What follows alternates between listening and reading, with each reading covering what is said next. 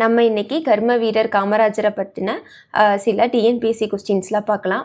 காமராஜரோட இயற்பெயர் என்னன்னு பார்த்துட்டோம்னா காமாட்சி. அவர் எப்போ பிறந்தார் அப்படின்னா 15th July 1903. எப்போ இறந்தார் அப்படின்னா 2nd October 1975. எந்த இடத்துல பிறந்தார் அப்படின்னா விருதுநகர். அவரோட அப்பா அம்மா பேர் என்னன்னு பார்த்துட்டோம்னா குமாரசாமி மற்றும் சிவகாமி அம்மாள். காமராஜரோட வேறு பெயர்கள்லாம் என்னன்னு பார்க்கலாம்.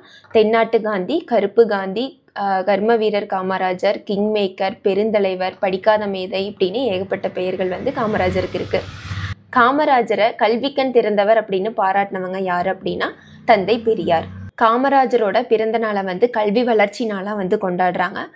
காமராஜரோட அரசியல் குரு யாருன்னு பார்த்துட்டோம்னா சத்தியமூர்த்தி. காமராஜர் 1920 தன்னோட 16 வயசுலயே அரசியலுக்குள்ள வந்துடுறாரு. காங்கிரஸ் கட்சியில இணைஞ்சிடறாரு. 1921 தான் முதல்ல காந்திஜியை காமராஜர் சந்திக்கிறாங்க மதுரையில. 1930 தமிழ்நாட்டில் உப்பு சத்தியாகிரகம் நடக்குது. அதுக்கு தலைமையா ராஜகோபாலாச்சாரி இருக்கிறாங்க.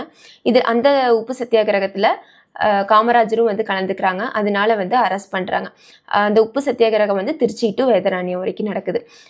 அப்போ காமராஜரை அரெஸ்ட் பண்ணி அலிப்பூர் ஜெயிலில் கொண்டு போய் வைக்கிறாங்க. ஆல்மோஸ்ட் 2 years ஜெயிலில் இருக்கிறாங்க. அலிப்பூர் ஜெயில் எங்க இருக்குன்னு பார்த்துட்டோம்னா கொல்கத்தால. 1937 சென்னை சட்டமன்ற உறுப்பினராக தேர்ந்தெடுக்கப்படுறாங்க. 1940 காந்தியை வர்தால போய் மீட் பண்ணிட்டு ரிட்டர்ன் வரும்போது காமராஜரை அரெஸ்ட் பண்ணிடுறாங்க. அரெஸ்ட் பண்ணி வேலூர் ஜெயிலில் வச்சிடறாங்க. வேலூர் ஜெயிலில் இருக்கிறப்பவே அவரை விருதுநகர் நகராட்சி தலைவராக தேர்ந்தெடுக்கிறாங்க.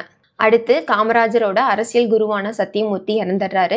இந்திய தேசிய கொடியை சத்தியமூர்த்தி வீட்டில் காமராஜர் ஏற்றாங்க.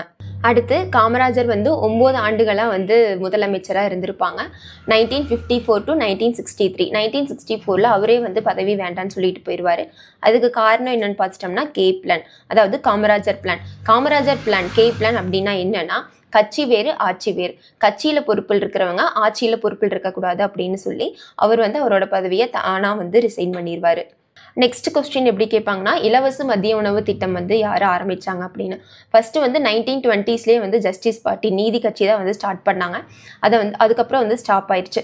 அதுக்கப்புறம் 1956 தான் எட்டயபுரத்தில் காமராஜர் இலவச மதிய உணவு திட்டத்தை தமிழ்நாடு ஃபுல்லாக இன்ட்ரடியூஸ் பண்ணாரு. அடுத்து காமராஜர் 1975 இறந்துருவார்.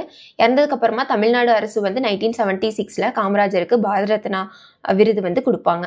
காமராஜரை பற்றி இன்னும் எந்த மாதிரி கொஸ்டின்ஸ்லாம் கேட்கலாம் அப்படின்னு நீங்கள் கமெண்ட் பண்ணுங்கள். தேங்க்யூ.